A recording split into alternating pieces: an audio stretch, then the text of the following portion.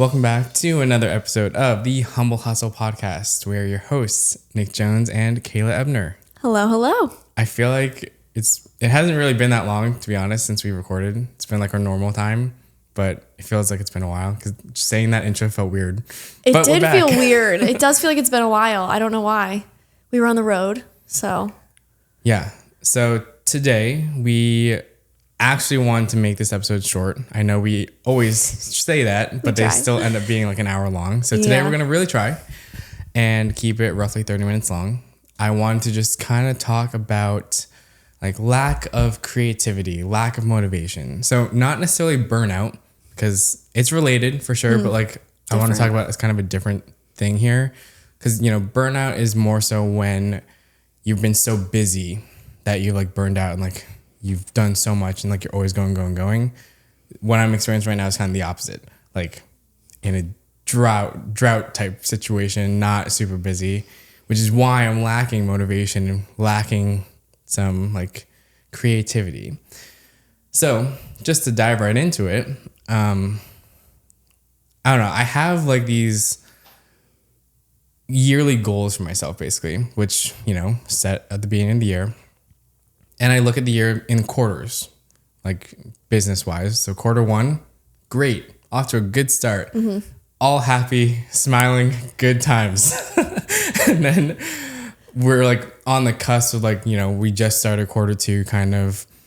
And that transitional period at the end of quarter one into quarter two for me was so dry. Like I had basically hardly any client work going on, and it was just like not like depressing, I guess, but just I don't know, I just got so used to doing nothing because I did nothing for so like these like 3-4 weeks of like nothingness, and I was like, this is not good.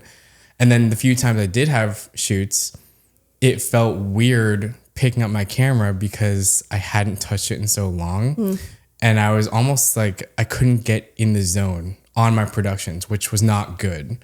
Like normally when you're super, super busy, there's pros and cons. Obviously there's a lot of bad things that go along with that. But one of the good things, at least for me, like when I have, you know, handfuls of shoots every single week, the good thing is that I can get into like a rhythm and it's like, okay, go home, charge my batteries, same thing tomorrow. So it's like in a flow, nice rhythm. But when I haven't touched it in that long, picking up my camera, I could not like get myself into that flow state. And luckily I had an assistant with me and he kind of like helped carry me through it. I was like, sorry, like normally I would be like on top of this shit, but I was out of it. And like, luckily he caught some things that like I missed. I was like, thank God you were here right now because I almost screwed up because I haven't been in the zone. So it's like actually starting to affect my work on a fairly serious level. So I was like, this is not good. I got to do something. That's hard. Yeah. That's really hard. I've been trying to, well, I guess I feel like you've been busy recently, but have you ever experienced like a dry spout like this that you've kind of lacked that creativity or like gotten out of rhythm before? Yeah. And it sucks because it's like, when you do hit one of these creative ruts, it feels almost I think we're all a lot harder on ourselves than we are on other people. So when you hit these creative ruts, it feels like you're failing. In my perspective, yeah, I feel like I'm failing and I'm like, this is my job. How am I not able to come up with something creative? How am I not able to do something cool? Like how am I off my game like this? Because it's my job. But I think it's important to remember that I think in any job, you're going to hit those points of like really high highs and really low lows in any job. Like sometimes you're just not going to want to go to work. So I think taking a step back and being like, okay, this is happening, like acknowledge it, recognize it, feel all the feelings, but then also try not to beat yourself up, if that makes sense, which I think is really hard to do. It is. I mean, I've been notorious to do that, but like, I feel like this time around, I haven't really been like, it's not like a personal down on myself. Good. which, yeah, I think I've learned to not do that Proud at this of you. point. That's Yeah, great. Thanks. But it's still clearly affecting like my capacity to work. Yeah. So basically what I've been trying to do is, since I've had free time, because I I'm was gonna not ask, on productions, What have you been doing? Yeah. I've been like trying to, I guess, start some other things. So a random thing that I wanted to do was start a blog, solely for SEO purposes, like not because I love blogging. Smart. It's like, it actually sucks, but like to help my SEO, I will do it. Okay. So like I basically like batch write a bunch of blog posts to like carry me out for the rest of the year. Yeah. So I pretty much spent a couple days doing it, and I'm never have to do it again. Wow, that's amazing. Where are Yeah. you putting these? Where are you putting the blog on your website? I'm just gonna put it on my website. And Nice. yeah, so Good idea. I actually filmed a video today, which on Instagram will be out probably way before this episode. But I talked about embedding videos in places like your website and stuff like that, because that helps with SEO. So I will basically write the blog and then maybe make a YouTube video to kind of go along with it. Oh, cool. So I want to get back on YouTube also. So I've been kind of scripting and like figuring out what direction I want to take my YouTube channel.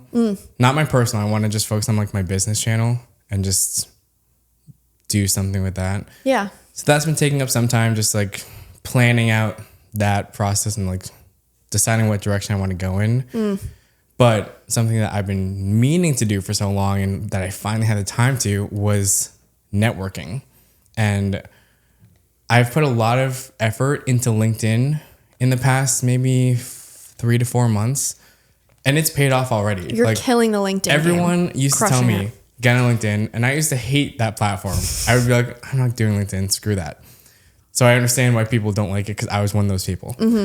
But now I love it. Like I'm honestly I go on LinkedIn on my phone more than I go on Instagram.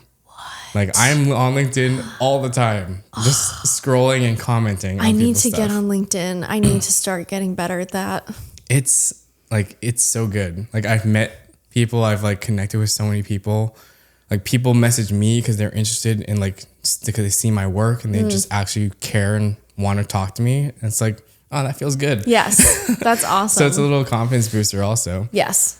But in doing so, I've connected with like a handful of other creative people on Instagram too, actually. So I've just kind of spent a lot of time and effort reaching out to people and pretty much practicing what I preach, and I'm practicing what all the gurus teach, I guess. Like don't reach out to them instantly, like form a genuine bond with them. Like sure, follow them, connect with them, whatever.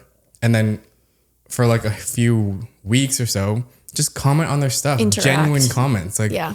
don't just say, looks great. Like, say some other stuff. Like, be real. Yep. So I was doing that. And like for weeks, I was commenting on this dude's stuff. And then we follow the same people. So we would like, I'd see his comments on other stuff. And I'm like, okay, this guy clearly is in the same realm as me, likes the same stuff as me. And then he reached out to me saying like, oh well, yeah, we should like hop on a call and like connect some more, like on like a Zoom call or whatever. There you go. So I was like, yeah, let's do it. And it all came just from like these genuine comments on LinkedIn. Yep. So shout out to Crazy. Andrew in Minnesota, because we had like a nice hour talk, and you know, even in that 1 hour, I learned a lot and I got motivated. And then on Instagram, I actually, I'm a hypocrite here because I said practicing what I preach, like forming these genuine connections over time. On Instagram, I was on my search and I just randomly saw a cool thumbnail. I clicked it. It was a cool reel. I clicked on the guy who posted it, scrolled through his page for like 10 seconds. I was like, yeah, I like his stuff. Hit him with a follow. Instantly hit him with a DM. And I was like, hey man, I literally just found your post randomly. I think it looks great. Just wanted to say hi. Like, I think your stuff is good. Like, that's pretty much all I said. Yeah, I think it's cool to do that too once in a while. And like a then- right away DM. Yeah. I was being real. I was just like, Yeah. I literally just saw it. Looks great. That's all I wanted to say. Bye. See ya. And that led to him like answering, and we talked. He's over in Vancouver, Calvin. We had like a almost 3 hour long talk, 2.5 hours. Nice. So good, because he was experiencing the same thing I was, like all this like kind of being in a drought and not super busy with our client work. So one, like spending our time networking is nice. Yep. But then also talking to someone who completely understands exactly what you're experiencing felt really good. Yeah. Because like there was I knew for a fact he knew exactly how I felt. And it's like, okay, talking to you, it just feels good and natural. And we had talked for maybe like a day, and then we hopped on this call, and it felt like I knew him forever, just Yeah. with how similar we were. So Yep. I was like, it was very nice to have like these genuine connections. And I might not like learn things, like it's not like a coaching call per se. Like we're not just educating each other straight up. It's more like a intertwined education. But even if you don't pull like facts from these people, you pull inspiration and you Yes. pull motivation just by talking. So that was my biggest takeaway from talking to these people and like making these connections, the inspiration and the motivation. Yeah. And I really liked what you said about how talking to someone who understands feels. Because I think something so underrated is just venting to someone who gets it. And I do think that as videographers and photographers and creative people, we have this awesome eye to see things and this ability to create really awesome visuals. And when I feel like I can't do that, it feels like a part of me is like missing. So for someone like to talk to someone who understands and gets that and can relate to it is so refreshing, because I don't think a lot of people out there necessarily get it. No, they don't. Like, absolutely not. It's a really unique experience and feeling, and it sucks. But yeah, I love connecting with creative people online. That's how I met one of my friends, Aiden, who you know now. He's now your friend, but more my friend. More my friend, more your friend. But we followed each other on social media, and he messaged me one day and was like, "Hey, want to grab coffee?" I was like, yeah, sure. Why not? Like, the worst thing that you do is like, you see this person once. If you don't like hanging out with them, you don't do it again. You know what I mean? Yeah. Like I've been told by multiple people to not say no to like a coffee or a lunch or a meeting, because you never know what can come. There's really no harm in just meeting them the one time. Yeah. Like you said, if you don't like it, just don't do it again. Yeah. Sure, you waste an hour. It's fine. Yeah. Get over it. Exactly.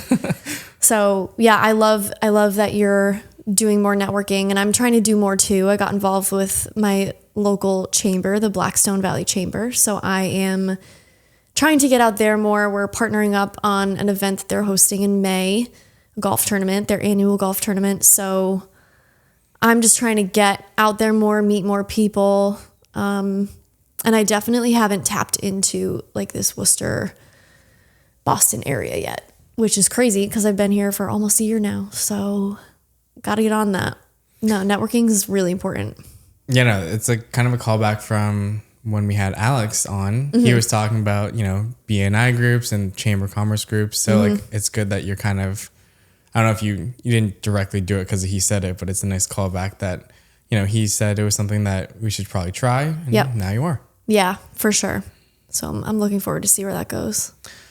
Another thing I wanted to say was I heard this from Edward Lee, and it was kind of in a similar realm. So he was talking about, finding motivation per se.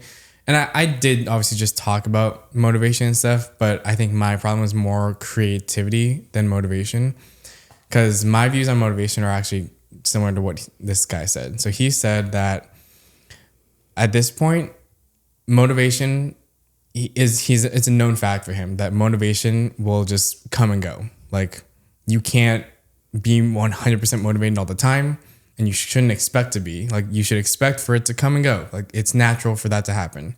And I completely agree, because you can't be 100% motivated all the time. It's too taxing. So I don't even try to necessarily get motivated, because I know that wave will come back eventually. So what he says is striving for motivation is not what he goes for anymore. He strives for routine and like building a routine for himself. He kind of tied that into motivation, and like when he's kind of doing the same thing over and over again, similar to what I said when I was kind of out of rhythm, like it made him like stay creative and stay riding that high part of the wave for longer because he had his routines in place and he was able to just like know exactly what he was supposed to be doing. Yep. And I think I used to be so high on routines and I used to have them dialed in. I've definitely lost that in the past year Me or too. so. Like my routine is all over the place. I don't have a routine anymore. Me either. Nothing is consistent in my life. No, it's Like- hard to have a routine in our line of work because we don't have, it's not like a 9 to 5. We do different things every day. Yeah.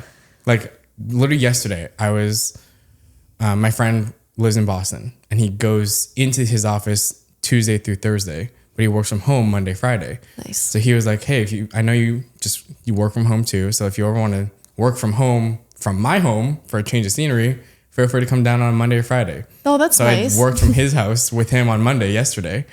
And he was saying like, yeah, if you ever want to do this like every Monday, we can make this is what I do every single Monday. And I was like, I'd love to, but I can't promise that because every single day is different. Yep. So yeah, somehow it's got to be possible, but I just need to figure out how to build a routine again because I definitely lost that of capability. I used to be so good at them and like I prided myself on my routines and my structure, but I don't even know what happened.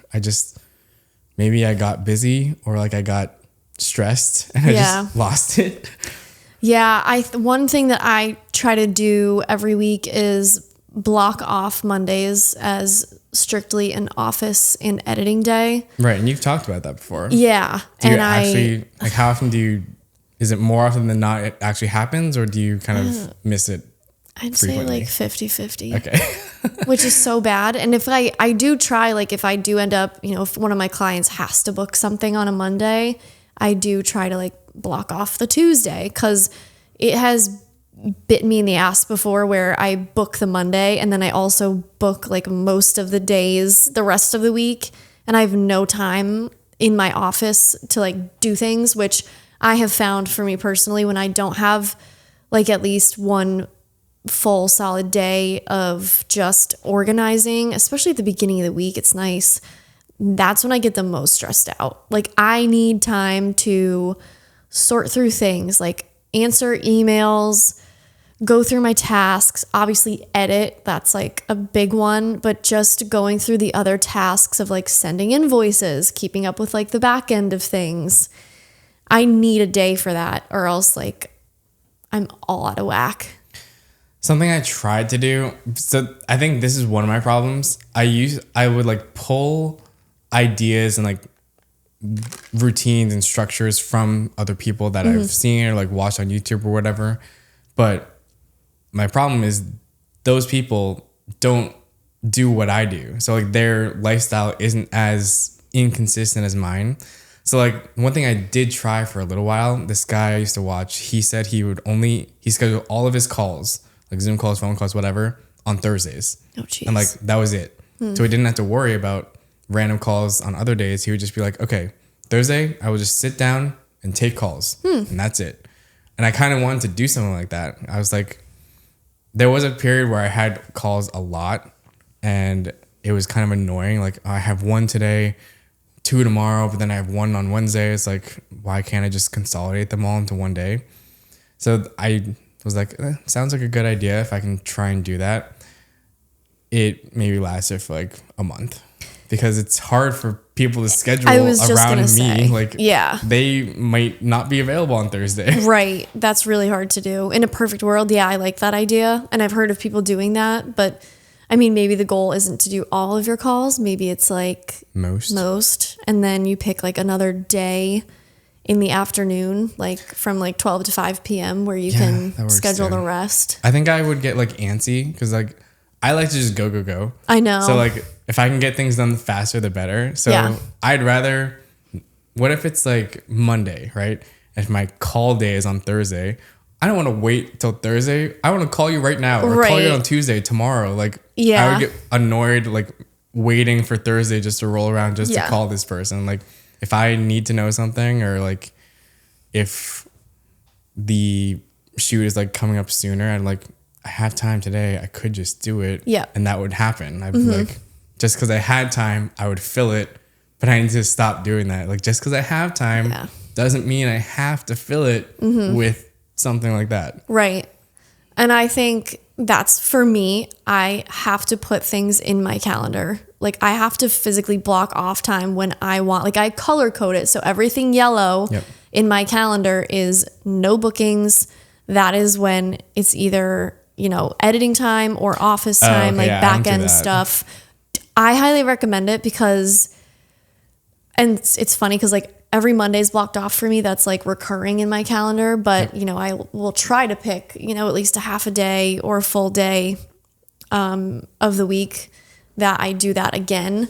And sometimes I literally will, sometimes I like book it anyways, and then I get mad at myself. It's like, you know, obviously you want to take clients and get work. So if a client has a request, especially if it's one of my regulars, I'm going to try to accommodate. But sometimes if I really need to prevent myself from blocking it off, I will put like, do not book Kayla in bold letters so that I make sure I do not book it. And then I'm like, oh, okay. So I must really have, like, in that moment when I put that in my calendar, I must have really like meant it. Yeah. So I won't book it. That's funny. Put it in your calendar. I think it helps. I think maybe, I'm sure it's not just me. I think subconsciously, a lot of us like creative business owners attempt to, actually, I'll speak for myself here. I don't want to speak for everyone. I just kind of assume everyone's like this. Maybe I'm wrong. So I'll let you know. I think what I do is, since, you know, I'm my own boss and like I run the business, I know that I could do whatever I want, but for like the structure sake of things, I attempt to almost mimic a bigger like corporate business structure and like somehow reformulate it down to me being by myself, and somehow like take bits and pieces from like what a corporate person would be doing, a normal 9-to-5er, and like how I can incorporate that into my business to somehow build my own structure. And it's like, it's funny because I didn't want to work a 9-to-5, but I've structured my business to be similar to a 9-to-5 because with all these like blocking off things and stuff like that, like, say you had a boss and it's like, okay, every Monday we do this, and like that's final. Then it's like, okay, that's just how Mondays are. Yep. And it's like an automatic, if anything comes up, you're like, no, because this is what Monday's for. But for us, we want that to be the case, but we also know that it's up to us. So we're flexible and we don't follow it clearly. Right. So it's like, I find it interesting just like that I guess, try to take these kind of corporate structures and policies and try and incorporate them loosely, because that's how I wouldn't know how to structure my business otherwise. Like if I didn't have the corporate template, I have no idea what I would be doing. Like I could do anything. Yeah. So it's like I kind of take the corporate template as a base, or like the foundation, I guess, of my business structure, and then I kind of adjust where needed. But that's, I think, subconsciously something I like think about. Yeah. And from the look on your face, I'm going to assume that you don't. I don't do that. Yeah. I don't do that at all. And I'm shocked that you do, because you've never worked like a 9-to-5. No, never. So like all my things are also, I guess, assumptions. That's hysterical. No, I don't do that. And sometimes it's bad because I'll be at my computer working. I don't know, like I would say maybe like 4 or 5 nights a week I'm at my computer like pretty late working. Because sometimes during the day, because I have a flexible schedule, like I'll go run errands in the afternoon and then come back, and like then you have to obviously like cook dinner and whatever. And I have to get like some stuff done after dinner. You know? Yeah, no, I get that. I think I've gotten pretty good at not doing that anymore. Yeah. Like, I'm trying. there to get were better. times in the beginning stages I would fall asleep at my desk like up till like midnight 1 a.m. Yeah. trying to edit, like barely keep my Yeah, eyes open. That's the worst. And it's horrible. So I'm the like, worst. I don't want to do that ever again. Yeah. So I've like, I don't really. This is like similar to what I was saying. I kind of structured my work day around 9 to 5 Yeah. ish, and like maybe like 8 to 4. No, it's a good idea, honestly. It really is. I guess the only form of routine or like structure that I have right now is that still to this day, I used to say this, like my green zone, it's a reference from a book called At Your Best. Highly recommend. I've heard of it. Yeah.